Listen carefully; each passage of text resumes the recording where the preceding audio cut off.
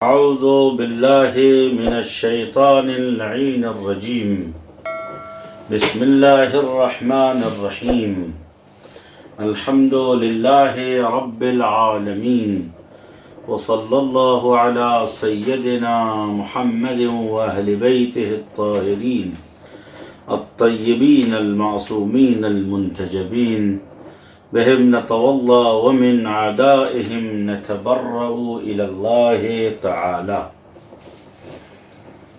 وأيقنت أنك أنت أرحم الراحمين في موضع العفو والرحمة، وأشد المعاقبين في موضع النكال والنقمة.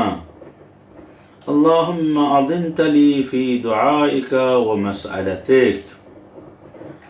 اور میرے معبود، مجھے یقین ہے کہ تو ہی ہے کہ جو تمام رحم کرنے والوں کے مقابلے میں ارحم ہے، یا یہ ہے اس معنی میں معنی کیا جائے کہ تیرے علاوہ اور کوئی حقیقی رحمان و رحیم نہیں ہے، اور تجھ سے بڑا کوئی رحم کرنے والا، پیار کرنے والا، لگاؤ رکھنے والا نہیں ہے۔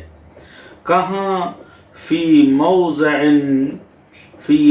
العفو والرحمہ، جیسا کہ میں نے آپ کی خدمت میں کل عرض کیا کہ پروردگار عالم نے سورہ قرآن مجید میں غیر از بسم اللہ الرحمن الرحیم وغیر از الحمد للہ رب العالمین، جہاں بسم اللہ کے علاوہ 4 جگہ پر اللہ تعالیٰ نے ارحم الراحمین وہو ارحم الراحمین کی لفظ استعمال کی ہے۔ سورہ مبارک آراف آیت نمبر 151، سورہ مبارک یوسف آیت نمبر 64، سورہ مبارک یوسف آیت نمبر 92، اور سورہ مبارک انبیاء آیت نمبر 82۔ ان چاروں مقامات پر انسان سخترین حالات میں قرار پایا تو وہاں کے اوپر ارحم الراحمین کی لفظ سہارا بنی۔ ان سور اور آیات کو دیکھنے کے بعد اس بات کا اندازہ ہوتا ہے کہ اصلاً صفت ارحم الراحمین در واقع تجلی ہے صفت رحمانیت پروردگار کے لیے، صفت رحیمیت پروردگار کے لیے۔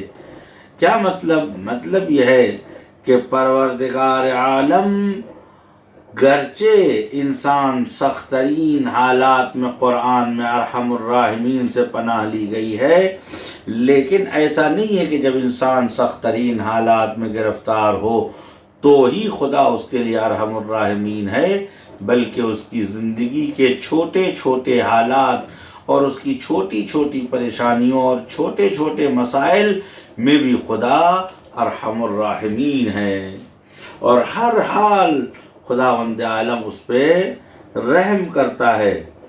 موضع العفو والرحمہ، خود اگر انسان ایک تحقیق کرے، طلاب اعظام، اہل علم، اہل فضل موجود ہیں، خود اگر روایات اور آیات میں تتبع کیا جائے کہ وہ جگہیں کون سی ہیں جن کو روایات اور آیات میں ذکر کیا گیا ہے کہ وہ مقامات عفو اور مقامات رحمت ہیں۔ دیکھیں، عفو اور رحمت میں فرق یہ ہے کہ عفو کے معنی ہوتے ہیں معاف کر دینے کے، عفو کے معنی ہوتے ہیں چشم پوشی کے، عفو کے معنی ہوتے ہیں پاک کر دینے کے، مٹا دینے کے۔ یعنی در واقع اگر کوئی خطا، کوئی غلطی یا کوئی قانون یا کوئی حق یا کوئی رائٹس آپ کے اوپر آیا تو اس کو اگر صاف کر دیا جائے، مٹا دیا جائے، ختم کر دیا جائے تو اسے عفو کہتے ہیں۔ اور رحم کے معنی کیا ہوتے ہیں؟ قلبی لگاؤ اور میلان قلب کی، یعنی دلی جھکاؤ جس کی جانب ہو اس کو رحم کرتے۔ اسی لیے 2 انسانوں میں اگر خون کا رشتہ ہوتا ہے تو ایسی صورت میں کہتے ہیں کہ یہ ہمارا رحم ہے، یعنی ہمارے اور اس کے درمیان ایک ایسا سبب ہے کہ جس سبب کا تقاضا یہ ہے کہ وہ ہم سے محبت کرے، ہم اس سے محبت کریں، اسی لیے اس کو رحم کہتے ہیں۔ البتہ یہ مجازی معنی ہے، رشتہ داریاں رحم ہے لیکن حقیقی نہیں ہے۔ کیوں؟ اس لیے کہ پروردگار نے اس کو قرار دیا ہے۔ حقیقی رحم جو ہے وہ بندگی اور معبودیت کے درمیان، عبد و معبود کے درمیان کا رشتہ حقیقی اور سچا رحم کا رشتہ ہے، اس سے بڑا کوئی رشتہ نہیں۔ لہذا روایتوں میں آیا ہے کہ کل نسب و سبب منقطع یوم القیامہ الا نسبی و سببی، قیامت کے دن ہر رشتہ ختم ہو جائے گا، چاہے وہ خون کا رشتہ ہو یا جو ہے سبب ہو، شادی بیاہ کا رشتہ ہو، وہ قیامت کے دن سب ختم ہو جائے گا، ایک رشتہ باقی رہے گا، وہ میرا ہے۔ اب اس سے یہ مراد یہ ہے کہ جن کا تعلق مجھ سے ہے میرا نسب باقی رہے گا، یا مجھ سے منسوب ہونے والے لوگ باقی رہیں گے، یہ بھی مراد ہے۔ اس سے یہ بھی مراد ہے نسبی، یعنی عبودیت و بندگی اور نبوت اور معموم نبوت، امامت اور عاشقان امامت، یعنی یہ عبد و معبود کا رشتہ قیامت تک باقی رہے گا۔ اگر انسان تحقیق کرے تو وہ مقامات جہاں کے اوپر یعنی معافی کی جگہ ہے، اور وہ جگہ جہاں کے اوپر رحمت کی جگہ ہے، اس کے لیے ایک اچھی محققانہ اور مفید مقالہ جمع کیا جا سکتا ہے کہ موضع عفو اور موضع رحمت کہاں ہے۔ میں بصورت گزرا چند چیزوں کی طرف اشارہ کر دیتا ہوں کہ جس کو مواضع عفو اور رحمت کے عنوان سے جانا جاتا۔ تقریباً 70 سے 80 روایتیں میں نے اصول کافی اور من لا یحضرہ الفقیہ اور محجۃ البیضاء اور دیگر کتابوں میں ان روایات کو دیکھا ہے، اور ان روایات پر غور کرنے کے بعد یہ اندازہ ہوتا ہے کہ انسان کی زندگی میں کچھ حالات ہوتے ہیں کہ جو مقام رحمت ہیں۔ ان مقامات رحمت میں سے النظر الی وجہ الوالد والوالدہ، جب انسان پیار سے اپنے ماں باپ کے چہرے کی جانب نگاہ ڈالتا ہے تو یہ مواضع رحم ہے، یعنی پروردگار عالم ایسی صورت میں اس فرزند کے اوپر رحمت نازل کرتا ہے۔ دوسری جگہ جہاں کے اوپر رحمت پروردگار انسان کے سامنے آ جاتی ہے اور انسان اس میں غرق ہو سکتا ہے اور اس سے فائدہ اٹھا سکتا ہے، وہ مقام ہے کہ جب اذان کا وقت ہوتا ہے، اوقات الصلاۃ، در خطبہ شعبانیہ استقبال ماہ مبارک رمضان میں حضور سرور کائنات فرماتے ہیں کہ ارفعوا ایدیکم الی السماء، یعنی ارفعوا ایدیکم فی دعائکم الی السماء فإنها افضل الساعات عند اللہ۔ سب سے بہترین وقت کون سا ہے؟ نماز کا وقت ہے، یعنی جب اذان ہو اور نماز کا وقت ہو تو اس وقت درہائے رحمت کھلے ہوتے ہیں۔ جب کہیں پہ بارش ہوتی ہے تو جب بارش ہوتی ہے تو آسمان کے دروازے کھل جاتے ہیں، خداوند عالم رحم کرنا چاہتا ہے اپنے بندوں پر، ان کی بخشش کرنا چاہتا ہے۔ ایسی صورت میں اگر آپ دست سوال کو خدا کی بارگاہ میں پھیلائیں گے تو خدا آپ کو خالی ہاتھ لوٹائے گا نہیں۔ بعض روایتوں میں ہے دوسری جگہ جو ہے وہ عند القتال، جب حق و باطل کے درمیان جنگ ہونے لگے، کفر اور شرک اور ظلم اور عدل کے درمیان جب جنگ ہونے لگے تو ایسی صورت میں رحمت خدا منصفین اور عابدین اور مؤمنین پر نازل ہوتی ہے۔ ایسے وقت انسان دعا کرے تو انسان کی دعا قبول، کیوں؟ اس لیے کہ ابواب رحمت خدا مفتوح ہوتے ہیں اور یہ موضع رحمت پروردگار ہے۔ اسی طریقے سے اگر انسان جن جگہوں کو اوپر ذکر کیا گیا ہے کہ یہ مقام مواضع رحمت ہے، ان مواضع رحمت میں سے تقریباً ایک ہے ستر و عورت المؤمن، مومن کے عیوب کو چھپانا۔ دیکھیں ہم آپ آج کوشش یہ کرتے ہیں کہ لوگوں کے عیوب کو اجاگر کریں، البتہ روایات میں آیا ہے کہ 70 محامل، کسی انسان کے عمل کو 70 محملوں پر حمل کیا جائے۔ درست ہے، یہ یقیناً ایسا ہی ہونا چاہیے، لیکن ہمیں بھی اس بات کی کوشش کرنی چاہیے کہ لااقل ہم وہ جگہ چھوڑیں، راہ توجیہ کو کھلا رکھیں، تاکہ امکان ہو کہ ہمارے فعل کو کوئی توجیہ کر سکے۔ اب اگر خدا نخواستہ ہاتھ میں مثلاً پیمانہ ہے، اس کے بعد ہم مے خانے علیہ باللہ مشروب خانے کے قریب کھڑے ہوئے ہیں، اس کے ساتھ نشے میں ہیں اور مغلظات بک رہے ہیں، تو بتائیے اس حمل کا فائدہ کیا ہوگا؟ لہذا فرمایا اتقوا مواضع التہم، انسان کو اپنے کو بچانا چاہیے مواضع تہمت سے۔ لہذا یقیناً انسان خود کو بچائے، خصوصاً ایسے حوزات اور ایسے مقامات کی طرف قدم نہ بڑھائے جو سبب اتہام ہے، اور خاص طور سے حریم الہی، حریم اہل بیت علیہ الصلوۃ والسلام، حریم معصومین سلام اللہ علیہم، حریم دستورات و اوامر الہی سے انسان کو احتیاط کرنا چاہیے، اور ان جگہوں پر بے محابہ و بے خطر نہیں آگے بڑھنا چاہیے، خصوصاً وہ اظہار نظر جس کا تعلق اہل بیت علیہ الصلوۃ والسلام سے ہے۔ خوب، بس ستر المؤمن، مومن کے عیوب کو چھپانا، یعنی یہاں پہ ستر صرف یہ نہیں کہ آپ جو ہے زبان سے رہیں، بلکہ مثال کے طور پر ایک مومن ہے کہ جو غفلت کی بنیاد پر، نادانی کی بنیاد پر، یا مثلا کسی ایسی بنیاد پر کچھ عیوب اس کے ہیں، تو بجائے کہ اس کے عیوب کو تشتزبام کرے، ہم اس کو پنہان کریں۔ صفت ستاریت پروردگار ہمارے اندر عام ہونی چاہیے۔ وعیادت مریض، بیمار کی عیادت، روایتوں میں ہے کہ اگر کوئی بیمار کی عیادت کے لیے جاتا ہے تو پروردگار عالم فرشتوں کو حکم دیتا ہے کہ وہ اپنے پر اس کے پیروں کے نیچے بچھائے، اور اس وقت تک اس کے لیے فرشتے درود و سلام بھیجتے جب تک کہ وہ اپنے گھر لوٹ کے نہ آ جائے۔ اسی طریقے سے علماء کی مجالس میں بیٹھنا بھی جائے عفو ہے، جائے رحمت ہے۔ احادیث میں ایک شخص ہے، یا رسول اللہ ایک جنازہ جا رہا ہے مسلمان کا، مومن کا، اس میں بیٹھوں یا ایک عالم کی گفتگو اس میں؟ آپ نے فرمایا میرے نزدیک ایک عالم کی نشست 70 جنازوں سے افضل ہے۔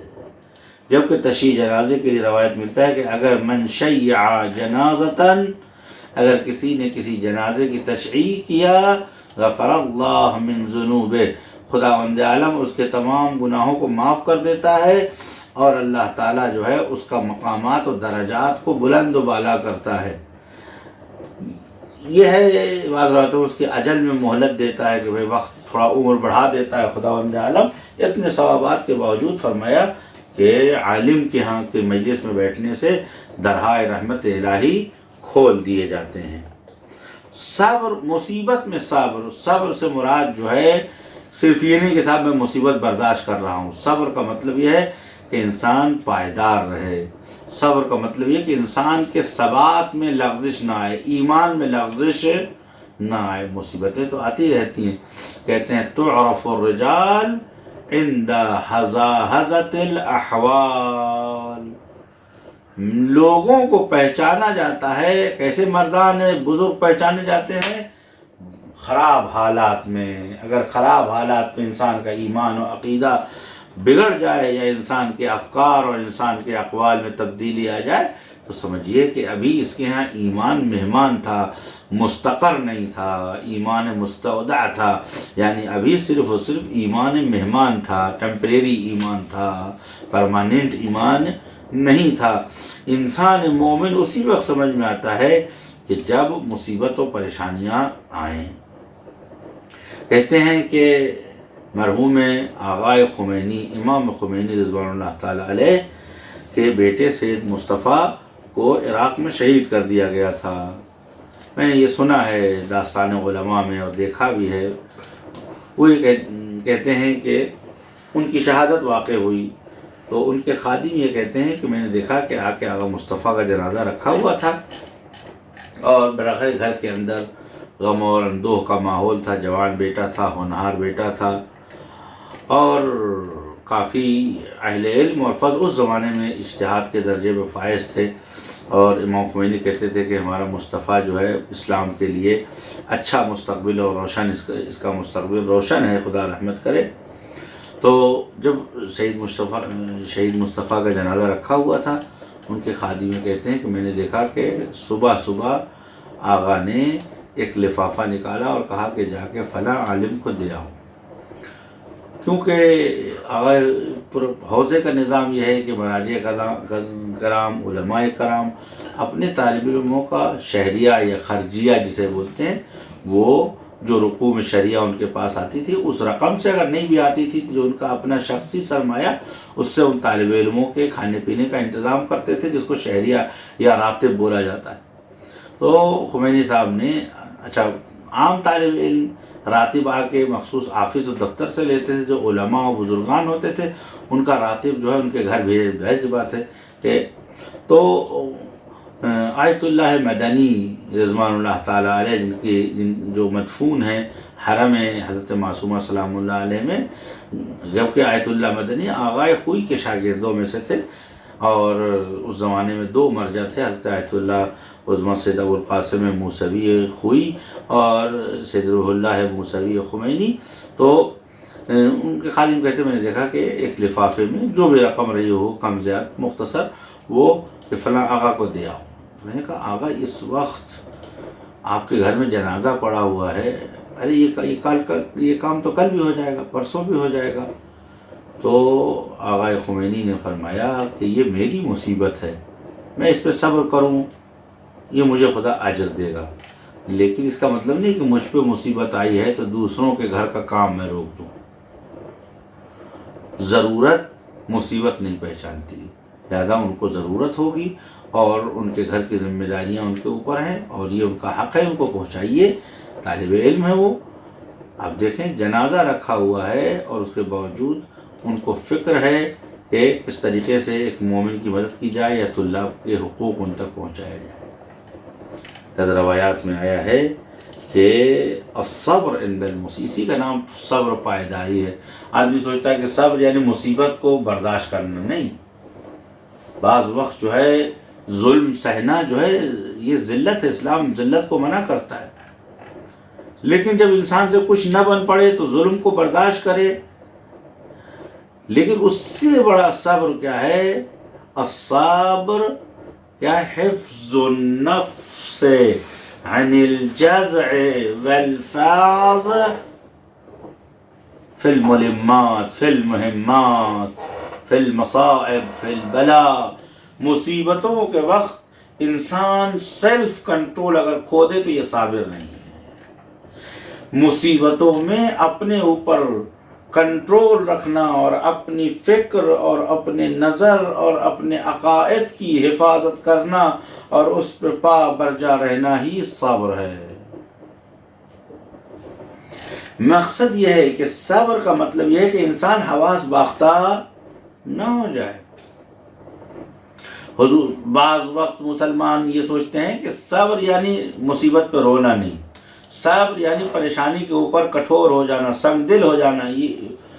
واللہ ان هذه لقساوۃ، رسول خدا سے کسی نے کہا کہ فلاں آدمی روتا نہیں ہے لوگوں کی پریشانی پر، واللہ ان هذه لقساوۃ، یہ سنگ دلی ہے، یہ انسانیت نہیں ہے۔ وہ انسان کیسا جو کسی کے درد اس کی آنکھوں سے آنسو نہ آ جائے۔ حضرت ابراہیم علیہ السلام یعنی فرزند گرامی رسول خدا حضرت محمد مصطفیٰ صلی اللہ علیہ وآلہ وسلم 5 سال کے تھے، باپ کی گود میں حضرت ابراہیم علیہ السلام نے دم توڑ دیا۔ اس کے بعد لوگوں نے دیکھا کہ وکان النبی بکا، حضور سرور کائنات رو رہے تھے، آنکھوں سے آنسو جاری تھا۔ ایک شخص نے کہا یار وانت تبکی یا رسول اللہ، آپ بھی رو رہے ہیں؟ آپ نے فرمایا کہ انہا لمن الرحم، یعنی یہ انسانیت کا تقاضا ہے، رحم کا تقاضا ہے، یہ انسانی دل کا تقاضا ہے۔ یہ پتھر تو نہیں ہے کہ جو پگھلے نہیں۔ انہا لمن الرحم، یہ رحم میں سے ہے، یعنی یہ رونا، یہ آنسو بہانا، یہ انسانیت کی دلیل ہے، نرم خوئی کی دلیل ہے۔ اس کے بعد فرمایا کہ یقیناً تبکی عیوننا، ہماری آنکھیں روتی ہیں، والقلب مسلم الی ربنا، یا دوسری تعبیر میں آیا ہے کہ وَنَحْنُ رَاضٍ بِقَضَائِهِ وَقَدَرِهِ، فرمایا آنکھیں ہماری روتی ہیں اور ہمارا دل تسلیم امر پروردگار ہے۔ یا دوسری جگہ فرمایا کہ ہماری آنکھیں آنسو بہاتی ہیں اور ہمارا دل خدا کے سامنے تسلیم ہے۔ اور وَلَا نَقُولُ مِنْ أَلْسِنَتِنَا مَا لَا يَرْضَى رَبَّنَا، ہم اپنی زبان سے وہ نہیں کہتے جس سے ہمارا خدا ناراض ہو جائے، یعنی ہم حتی حال غم میں بھی اپنے ٹریک سے نہیں اترتے، اپنی بندگی اور اپنی عبودیت کو فراموش نہیں کرتے۔ تو یہاں کے اوپر جو آیا ہے الصبر، یعنی صبر کرنا مصیبت کے وقت، تو صبر فی المصیبہ کا مطلب یہ نہیں ہے کہ مار سہنا، صبر فی المصیبت کا مطلب یہ ہے کہ پریشانی کتنی بھی آ جائے، انسان اپنا پوائنٹ آف ویو، ویژولیٹی، انداز فکر، انسان کی جہان بینی، انداز تفکر نہ بدلے، انسان ہر حال میں خداوند عالم کے سامنے تسلیم ہو اور اپنے پروردگار کو فراموش نہ کرے۔ آپ دیکھیں آل محمد صلوات اللہ وسلامہ علیہم اجمعین، آلاف التحیت والسلام علیہم وعلی اولادہم الی قیام یوم الدین، ہر مسائل میں کتنی مصیبت اہل بیت علیہ السلام پہ آئی، لیکن آپ ایک کلمہ ڈھونڈ کے دے دیجئے کہ اہل بیت علیہ السلام نے توکل کے خلاف کہا ہو، قضاء و قدر الہی کے خلاف کہا ہو، حکم پروردگار کے خلاف کہا ہو، مصلحت کے خلاف کہا ہو، صبر کے خلاف کہا ہو، کہیں کے اوپر بے چین ہو گئے ہوں، کہیں کے اوپر مایوس ہو گئے ہوں، نہ کہیں کے اوپر ایسی حالت۔ آپ دیکھیں سنگین ترین حالت یہ ہے کہ انسان کے روزے کی حالت میں انسان کے سر کے اوپر الراس، یعنی انسان کے مغز میں زہر بجھی ہوئی تلوار مار دی جائے۔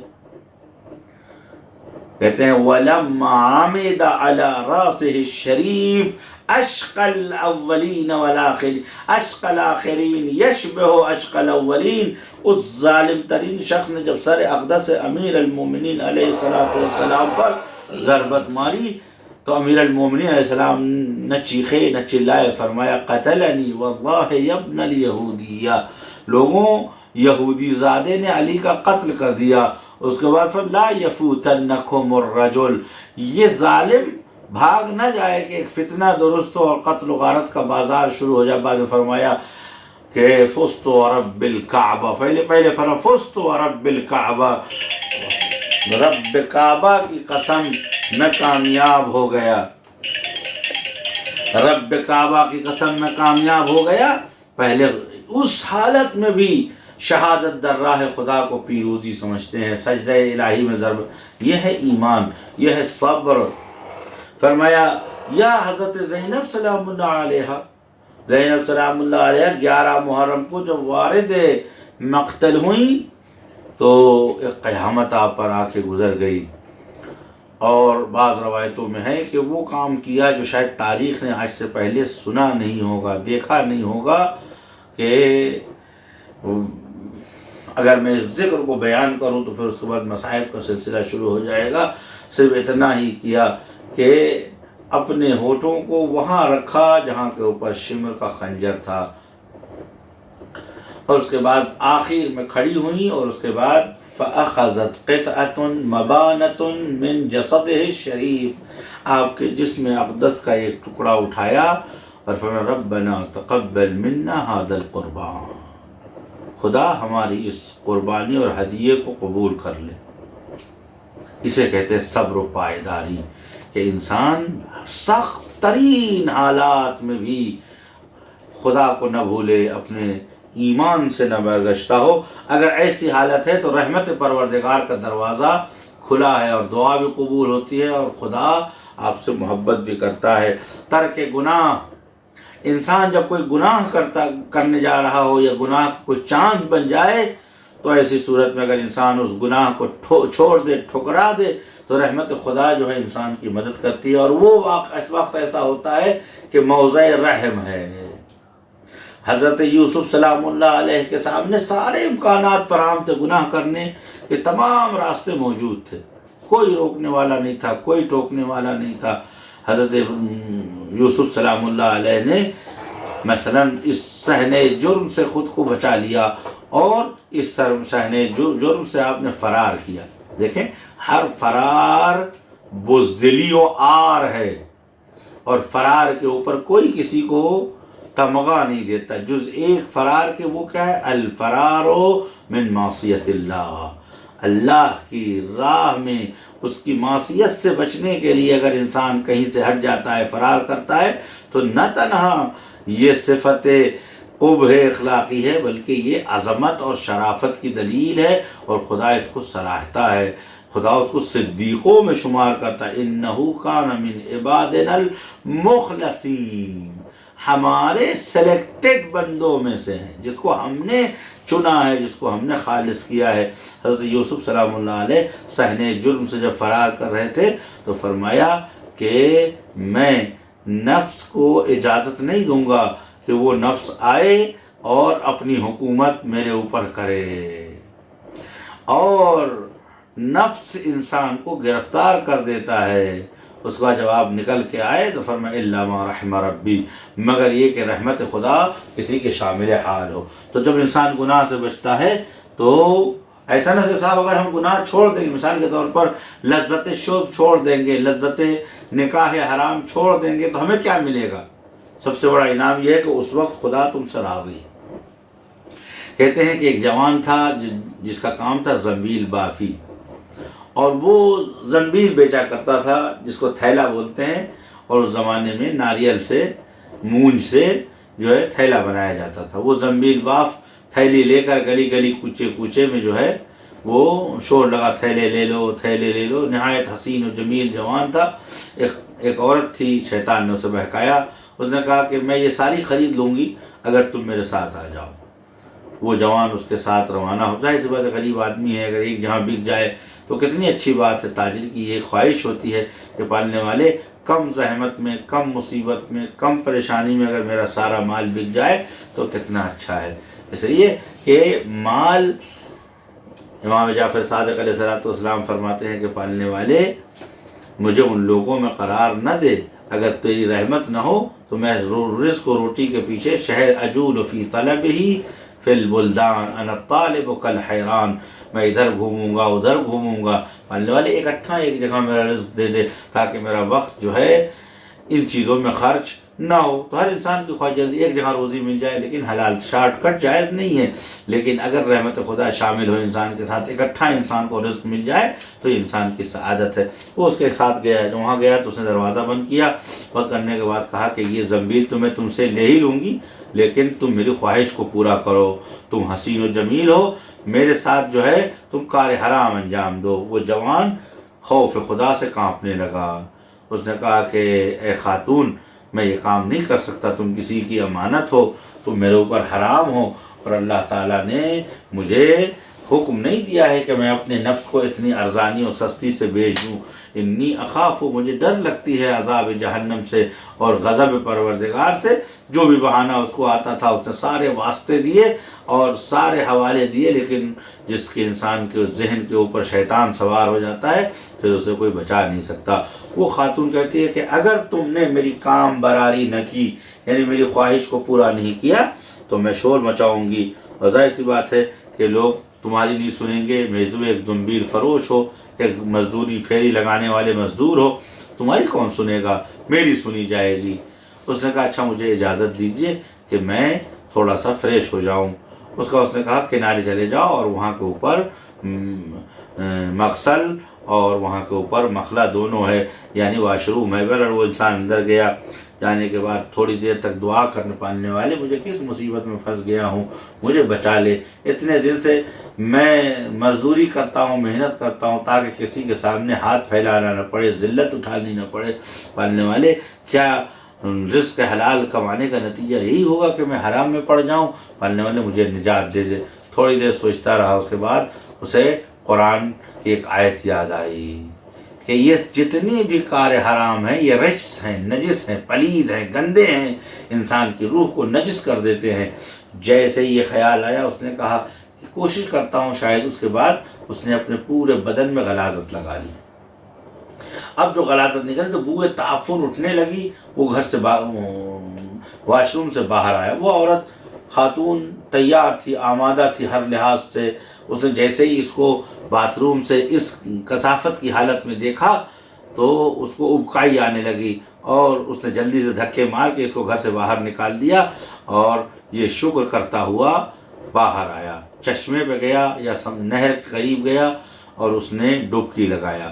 ڈبکی لگانے کے بعد کہا پالنے والے تیرا شکر ہے، لباس میرا کثیف ہو گیا، جسم میرا نجس ہو گیا، لیکن میری روح کے اوپر دھبا نہیں لگا، میری روح کے اندر جو سفیدی ہے وہ باقی ہے۔ روایتوں میں جب انسان کوئی گناہ کرتا ہے تو انسان کے دل میں ایک سیاہ، ایک کالا ڈاٹ لگتا ہے، ایک سیاہ نقطہ شروع ہوتا ہے۔ اگر توبہ کر لیا تو وہ سیاہ نقطہ مٹ جاتا ہے، لیکن جب توبہ نے بار بار اس گناہ کو کرتا رہے تو ایک دن ایسا ہوتا ہے کہ وہ ڈاٹ بڑھتی رہتی ہے اور آخر میں پورے روح اور دل انسان کو کالا کر دیتی ہے۔ جب دل کالا ہو جاتا ہے اس کے بعد پھر اسے حق سنتا ہے، سمجھ میں نہیں آتا ہے، اچھائی دیکھتا ہے، عمل کرنے کی توفیق نہیں، اذان سنتا رہتا ہے، نماز نہیں پڑھتا۔ ماہ مبارک رمضان آ کے چلا جاتا ہے، سحری بھی کھاتا ہے، افطاری بھی کرتا ہے بعض وقت، پھر بھی اسے روزہ رکھنے کی توفیق نہیں ہوتی ہے، کیونکہ دل سیاہ ہو گیا ہے۔ بل ران علی قلوبہم، دیکھیں یہ گندگی و کثافت ہے جو ان کے دل کو کالا کر چکی ہے۔ یہ انسان ڈبکی لگا کے شکر ادا کر رہا تھا، اب جو باہر نکلا اور باہر نکلنے کے بعد اس نے لباس پہنا، جو اب ظاہر سی بات جو بھی کیا ہو اسی لباس کو دھلا اور سکھایا، سکھانے کے بعد جب بستی میں آیا تو ہر آدمی کہتا ہے کہ بھائی یہ عطر کہاں سے لائے ہو تم، یہ عطر تم کہاں سے لائے، ایسی خوشبو تو بازار میں کسی عطار کے پاس نہیں ہے، ایسی خوشبو کہیں نہیں ہے، کسی عطار کے پاس ہے۔ اب جو اس نے ایک بار اپنے شامیوں کو بیدار کیا اور خوشبو لیا تو اس کا وجود معطر ہو گیا، مسکرا کہا ذالک من فضل ربی ویؤتی من یشاء، یہ میرے پروردگار کا فضل ہے، جسے چاہتا ہے اسے دیتا ہے۔ تو انسان جب گناہ کے وقت گناہ سے بچتا ہے، رحمت موضع رحم ہے، انسان کریم ہے، جو گناہ کے سفرے تک پہنچ کر گناہ لوٹ آئے وہ کریم ہے، بزرگوار ہے۔ کم لوگ ایسے ہوتے ہیں جو گناہ کے سہنے اور گناہ کے منظر سے واپس آ جاتے ہیں، گناہ سے باہر آ جاتے ہیں۔ اللہ تعالیٰ کہتا ہے، احادیث میں ہے، روایات میں ہے کہ ایسے وقت یہ موضع رحم، اگر خدا سے جو بھی مانگے خدا اس کو عطا کر دے گا۔ اور جب انسان اپنے واجبات کو ادا کرتا ہے، مثلا خمس واجب ہے وہ دے دیا، سینکڑوں ایسے واقعات ہماری کتابوں میں ہیں کہ امام زمانہ عجل اللہ تعالی فرجہ شریف جو مظہر رحمت پروردگار ہے، رحمانیت پروردگار کا آئینہ ہے، اور وہ جس سے امام علیہ السلام مل جائیں بیمنہ رزق الورا، انہی کے وجود سے ساری دنیا کو روٹی اور رزق مل رہا ہے، مظہر رحمت و رحمانیت پروردگار ہیں۔ صفات ارحم الراحمین کی جو مظہر ہے وہ امام زمان علیہ السلام۔ روایت میں ہے کہ اکثر ان لوگوں نے امام سے ملاقات کی ہے کہ جو خمس دینے جا رہے ہوتے ہیں یا خمس دے کر واپس آتے ہیں۔ واجبات کو ادا جب انسان کر لیتا ہے تو یہ موقع رحم، اسی لیے کہتے ہیں نماز کے بعد دعا کرو۔ والدین کے حقوق کو پہنچایا، فقراء و مساکین کے حقوق کو پہنچایا، یا مثلاً بیوی بچوں کے حقوق کو ادا کیا، وعدہ کیا تھا پورا کیا ہے، حج باقی تھا اس کو انجام دیا، زیارت آپ پر اگر ہے، بعض روایتوں میں ہے کہ اگر انسان ایک پوری عمر میں ایک بار کم سے کم انسان کو زیارت کرنی چاہیے، اور جس کے اوپر سرمایہ ہے وہ نہیں کرتا ہے تو وہ جفاکار ہے۔ واجب کا فتویٰ تو کسی مجتہد نے نہیں دیا ہے، لیکن استحباب اکید روایتوں میں آیا ہے کہ مستحب مؤکد در مؤکد ہے الاخر۔ تو انسان جب اپنے واجبات کو ادا کر لیتا ہے تو وہ موضع رحم پروردگار ہے۔ آپ اپنے کوئی بھی ذمہ داری ادا کرنے جو آپ پر واجب، اس کے بعد ہاتھ اٹھا کے خدا کی بارگاہ میں دعا کریں پالنے والے روایتوں میں کہ حضرت زکریا سلام اللہ علیہ نے جب نماز ادا کر لی، ہنالک دعا زکریا، تو زکریا نے ہاتھ اٹھایا آسمان کے جانے پالنے والے، اب مجھے اولاد دے دے۔ اللہ نے حضرت یحییٰ سلام اللہ علیہ کو حضرت زکریا سلام اللہ علیہ کو عطا کیا ہے۔ اور حسن خلق، جب انسان کسی سے اچھی طرح پیش آتا ہے، حسن اخلاق سے پیش آتا ہے، تو ایسی صورت میں رحمت پروردگار کا دروازہ کھل جاتا ہے۔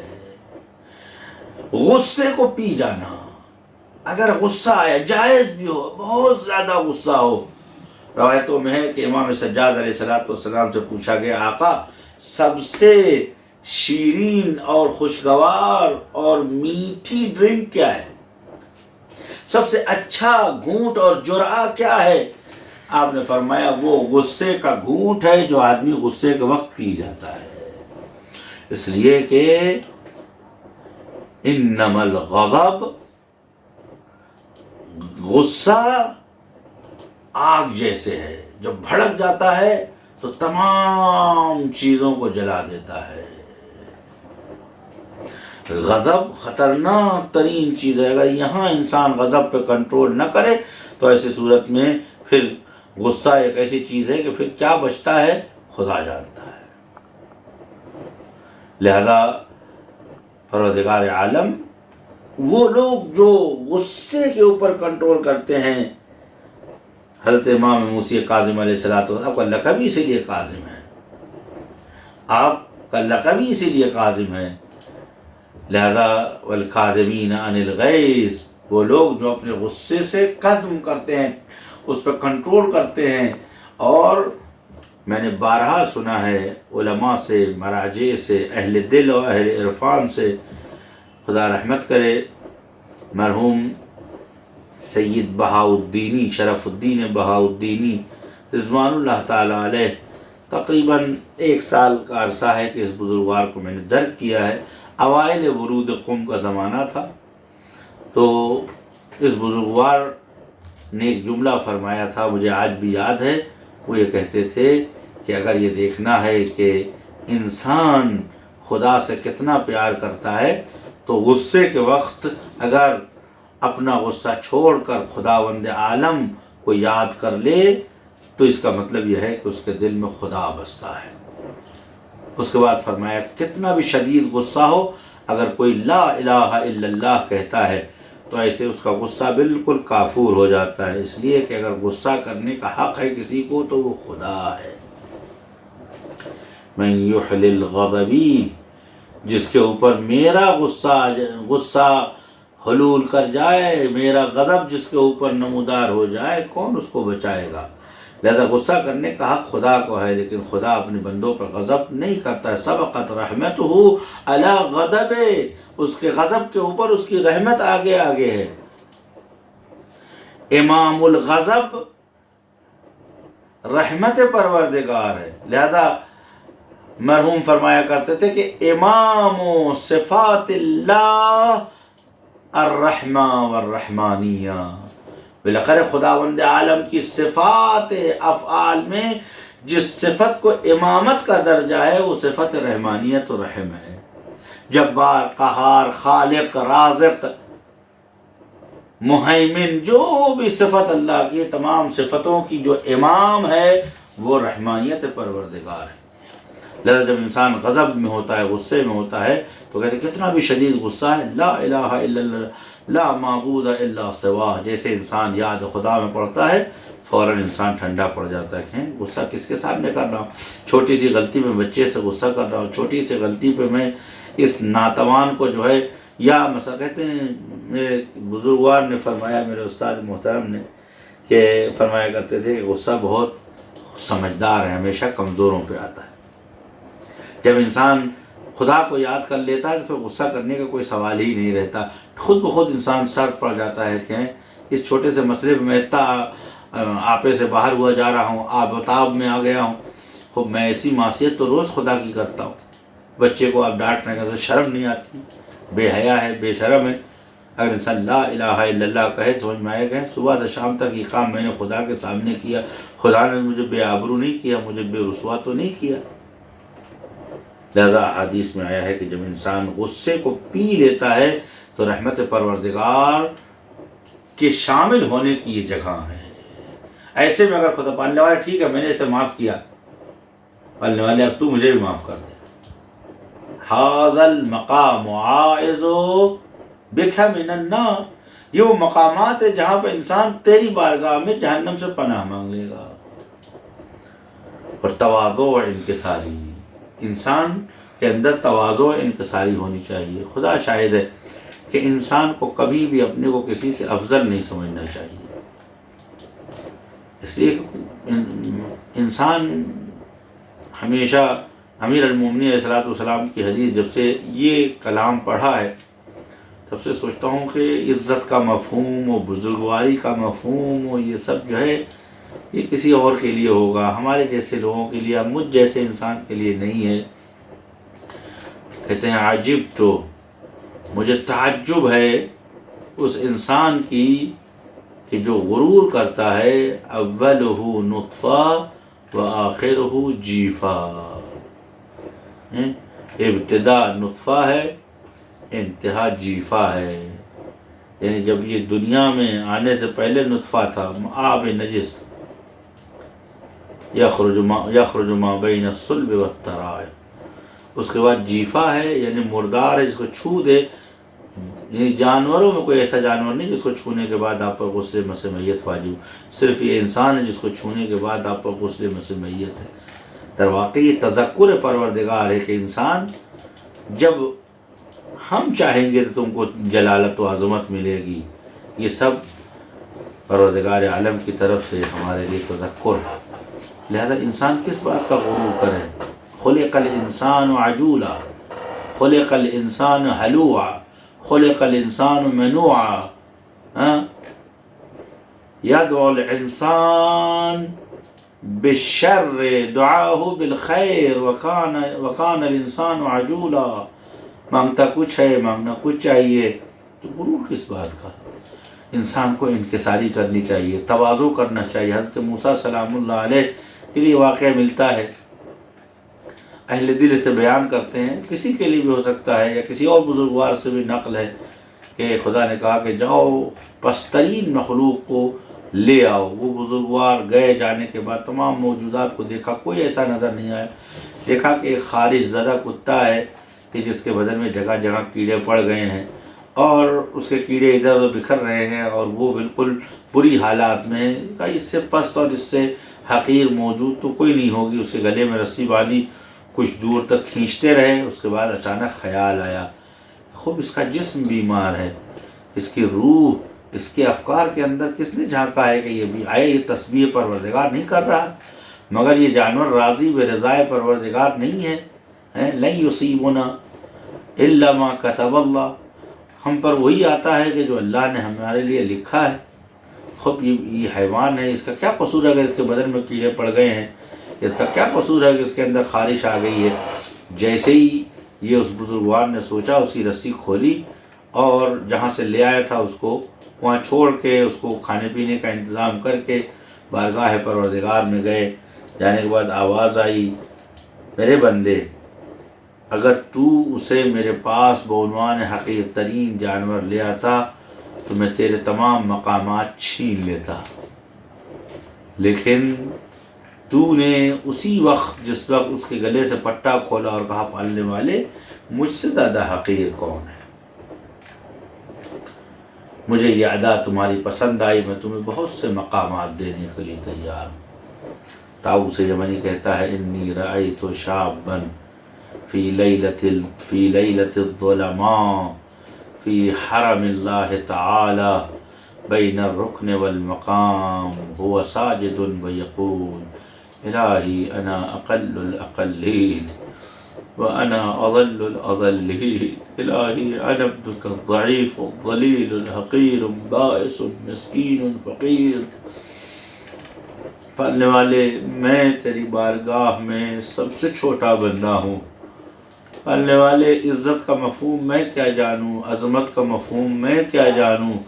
طاؤس یمنی کہتے ہیں کہ میں بہت دیر تک اس کی مناجات سنتا رہا، اس کے بعد میں اس کے قریب گیا اور بعد میں اندازہ ہوا کہ وہ کون ہیں، وہ امام سجاد امام زین العابدین علیہ الصلاۃ والسلام تھے۔ ذرا انکساری جب انسان کرتا ہے تو رحمت پروردگار سے قریب ہوتا ہے۔ اب دیکھیں ہمارے ائمہ سلام اللہ علیہ ہمیشہ امیر المومنین خط لکھتے تھے عبداللہ من عبداللہ امیر المومنین علی، عبداللہ اللہ کے بندے، امیر المومنین یعنی یہ ایک سیاسی پوسٹ ہے، امیر المومنین یعنی مومنین کا امیر، مومنین کا حاکم، علی، نہ آگے نہ پیچھے، نہ آیت اللہ العظمیٰ، نہ فخر العلماء، بہاء الدین، صاحب الشریعہ، کچھ نہیں، علی۔ یہ ہے تواضع انکساری، امیر المؤمنین سلام اللہ علیہ۔ لہذا انسان جب انکساری کرتا ہے تو رحمت پروردگار نہ سزد کبریائی جز ذات او، اچھا کبریائی صرف و صرف ذات اقدس اللہ کے اوپر جچتی ہے۔ جب انسان انکساری کرتا ہے تو خدا کی رحمت اس سے نزدیک ہوتی ہے۔ یہ موضع میں نے مختصر آپ کی خدمت میں بیان کر دیا کہ یہ وہ مواضع ہیں کہ جہاں پر رحمت پروردگار شامل ہوتی ہے، اور عفو و بخشش کے مواضع بھی تقریباً یہی ہیں۔ یہاں کے اوپر خدا ارحم الراحمین ہے، یعنی ہر وقت انسان زیر رحمت صاحبان رحمت پروردگار ہے، اس کی رحمت بھی ارحمیت کے درجے پہ ہوتی ہے۔ اس کے بعد پھر اشد المعاقبین فی موضع النکال والنقما، اور وہ اشد المعاقبین ہیں، یعنی جب معاقبہ عقاب کے معنی ہوتے ہیں عمل کے بعد پیش آنے والے حادثے کو عقاب کہتے ہیں۔ ہمیشہ عقاب عقیب الاعمال، یعنی اعمال کے پیچھے جو نتیجے آتے ہیں انہیں عقاب کہتے ہیں۔ در واقع اس عمل کے بدلے میں جو سزا تجویز کی جاتی ہے اسے عقاب کہا جاتا ہے۔ معاقب اسے کہتے ہیں کہ جو صاحب عمل اور اس کے عمل دونوں کے پیچھے ہو، یعنی صاحب عمل بھی اس کی آنکھوں میں ہو، اس کی نظروں کے سامنے ہو، اس کا عمل بھی اس کی نظروں کے سامنے ہو۔ لہذا امیر المومنین علیہ الصلوۃ والسلام فرماتے ہیں اتقوا معاصی اللہ فی الخلوات ان الشاہد هو الحاکم، خدا کی معصیت کرنے سے ڈرے انسان، اس لیے کہ ان الشاہد هو الحاکم، جو گواہ ہے وہی فیصلہ کرنے والا ہے، یعنی اسے کسی سے گواہی لینے کی ضرورت نہیں ہے، وہ تتبع کرتا ہے، یعنی ہمارے اعمال کے ایک ایک پہلو کو نظر میں رکھتا ہے، ایک ایک پہلو عجیب ہے۔ پروردگار عالم ایک ایک پہلو پہ نظر رکھتا ہے، کن کن چیزوں سے ہم بچیں گے اگر خداوند عالم عذاب کرنے پہ آ جائے، عدل و انصاف کرنے پہ آ جائے۔ ہمیں سوچنا چاہیے۔ اصلاً کبھی ایسا ہوتا ہے کہ ایسے پہلو پہ نظر رکھتا ہے جو ہماری طرف سے پہلو ہی نہیں ہے۔ دخلت امرأۃ فی النار وہی حرۃ حبستھا، حضور سرور کائنات فرماتے ایک عورت کو اللہ نے جہنم میں اس لیے ڈال دیا کہ اس نے ایک بلی کو 3 دن تک بھوکا پیاسا بند کیا اور بھوک و پیاس سے وہ مر گئی۔ بلی تو ایک عام جانور، اس کو انسان اگر مار بھی دے ٹھیک ہے، وہ موذی تھی اس کو مار دیتا، یا اپنی ایذا جتنی ایذا پہنچائے سزا دیتا۔ اس نے کیا کیا؟ اس نے وہ کام کیا جو خداوند عالم بھی نہیں کرتا۔ حرۃ حبستھا، اس بلی کو بند کر دیا، کیوں؟ اس لیے جو بھی دلیل رہی ہو 3 دن تک یہ بھوکی پیاسی تڑپ تڑپ کے مر گئی، اللہ نے اسے جہنم میں ڈال دیا۔ کیوں؟ کہ خدا اعمال کے ایک ایک پہلو پہ نظر رکھتا ہے۔ پروردگار عالم نے کسی طالب علم یا کسی محرر کی بخشش کی، اس لیے بخشش کی کہ اس نے جب لکھ رہا تھا وہ تو اس کے قلم سے روشنائی ٹپکی، ایک مکھی آ کے بیٹھ گئی اس کے اوپر، اس نے تھوڑی دیر اپنی قلم ہٹا لی، اس نے کہا کہ چھوڑ دو یہ پیاسی ہے، فی سبیل اللہ پی لے گی، خلق خدا ہے، رات کے اس پہر کہاں پر پانی ملے گا اسے۔ اس کے بعد وہ اس دنیا سے چلا گیا، اپنے دوست یا اپنے ایک ساتھی کے خواب میں آیا، اس نے دیکھا حالات تو بڑے اچھے، کہا تم تو اتنے اچھے نہیں تھے، کون سا اعمال تمہارا خدا کو، یہی تو نہیں معلوم کون سا اعمال خدا کو پسند آ گیا؟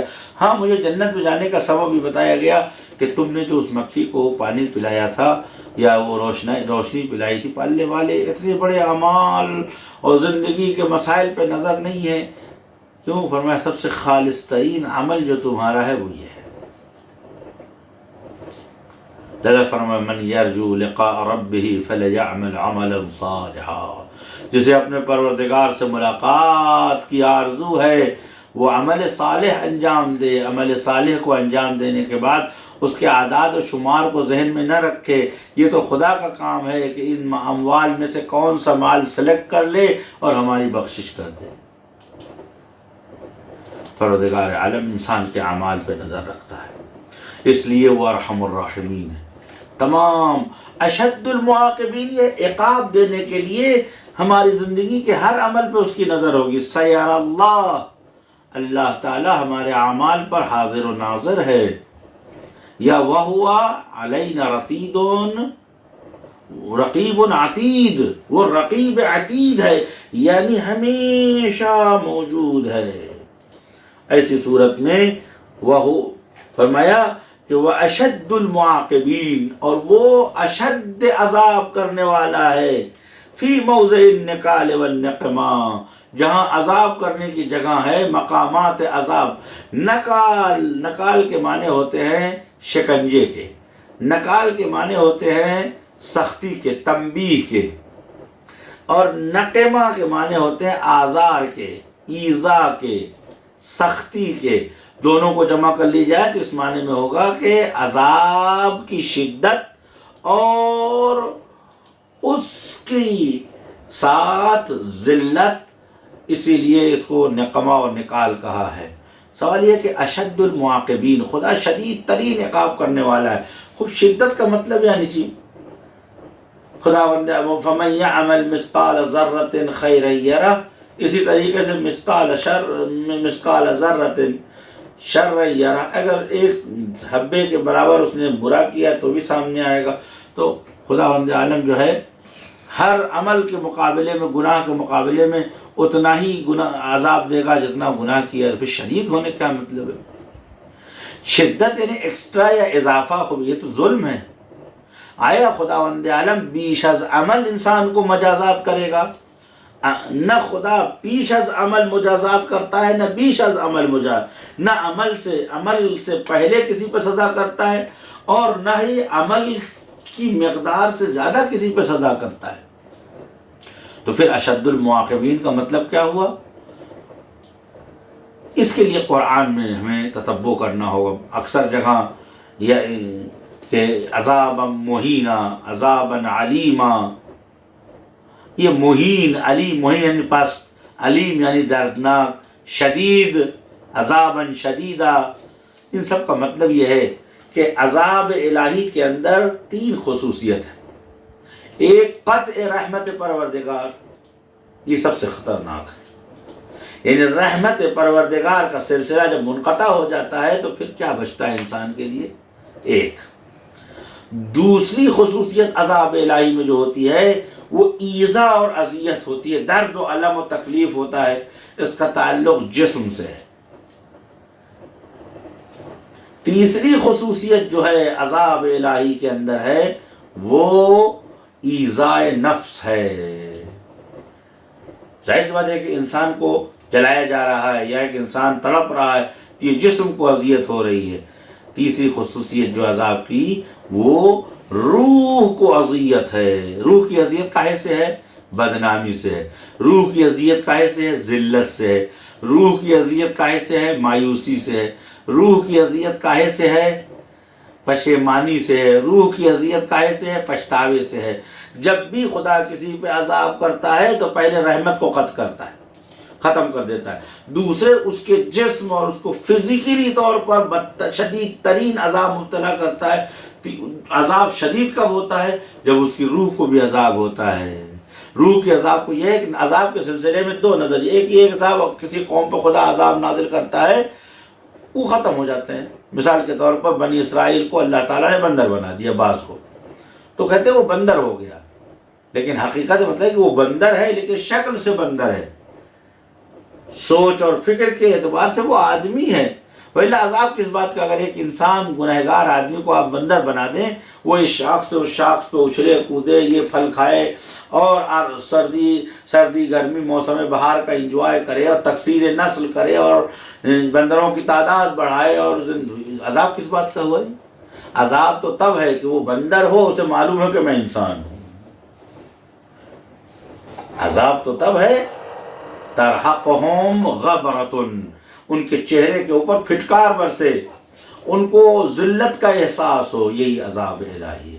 پس اشد المعاقبین یعنی جس کو خدا سزا دیتا ہے، جسمانی سزا دیتا ہے، روحانی سزا دیتا ہے، اور اپنی رحمت کا سلسلہ اس کے اوپر سے منقطع کر لیتا۔ اعاذنا اللہ من شرور انفسنا ومن سیئات اعمالنا وتبعات لغزاتنا۔ خداوند عالم ہمیں ان تمام مسائل سے دور رکھے اور نجات دے۔ اشد المعاقبین، پس ایک مسئلہ رہ جاتا ہے کہ بس خدا ظلم تو نہیں کرے گا کہ زیادہ انسان کے اوپر خداوند عالم عذاب بھیجے۔ لہذا کل انشاءاللہ خدمت میں عرض کروں گا کہ اصلا ظلم واقعاً خداوند عالم انجام دے سکتا ہے، انجام دے گا، انجام نہیں دے گا۔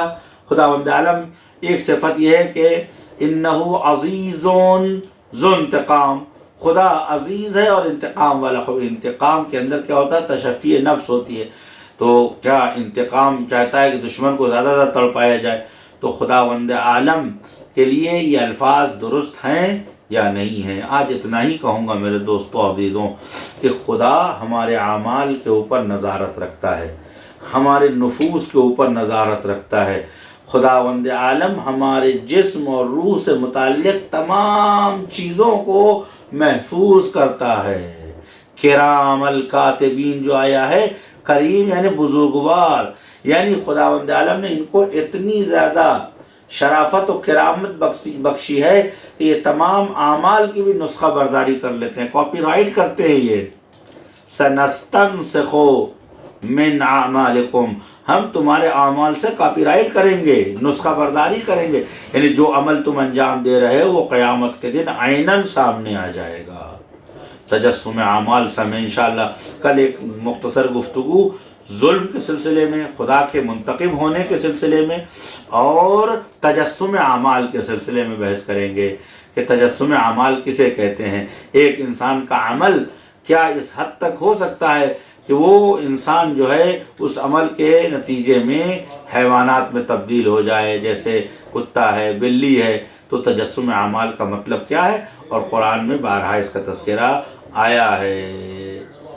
آخر دعوانا الحمدللہ رب العالمین۔ خدا ہمیں مشمول رحمت پروردگار قرار دے، مواضع رحم میں ہم پر رحمت فرما، مواضع عفو پر ہم پہ مغفرت نازل فرما، اور پالنے والے جب عذاب کی باری ہم پر آئے تو ہم پہ رحمت کا معاملہ کرنا، عدل و انصاف کا معاملہ نہ کرنا۔ ماہ مبارک رمضان اور اس مہینے کی برکت سے پالنے والے ہم پر اپنی رحمتوں کو بحق امیر المومنین، بحق صاحب ماہ مبارک رمضان حضرت امیر سلام اللہ علیہ، اپنی رحمت کو ہمارے حق میں شامل فرما۔